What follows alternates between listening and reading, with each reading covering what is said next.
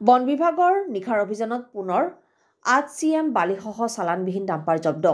ওদালগুৰি জিলাৰ মাজবাট আঞ্চলিক বন বিভাগৰ নিশাৰ অভিযানত পুনৰ চালানবিহীন 8 CM বালিভৰ্তি ডাম্পাৰ জব্দ কৰে। ওদালগুৰি জিলা বন বিভাগৰ DFO মোস্তাফা আলী আহমেদৰ গোপন খবৰৰ ভিত্তিত মাজবাট আঞ্চলিক বন কাৰ্যালয়ৰ বনকৰ্মী দলে যোৱা নিশা ওদালগুৰি জিলাৰ মাজবাট অঞ্চলত চলাই চালানবিহীন ডাম্পাৰ বিচাৰি তালাচী অভিযান।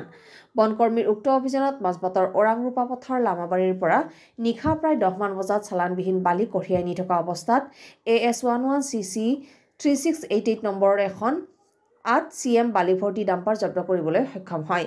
পিছত জব্দ কৰা ডাম্পাৰত থকা 8 CM বালিসহ ডাম্পাৰখন মাজবাট আঞ্চলিক বন বিভাগৰ কাৰ্যালয়ত নিশা 11 বজাত লৈ আনে বনকৰ্মী দলে। ডাম্পাৰখনে লামাবাৰীৰ দিশৰ পৰা ঢেকিয়াজুলিৰ দিশে গৈ আছিল বুলি বিট অফিচাৰ মিণ্টু বৰুৱাই জানিবলৈ দিয়ে।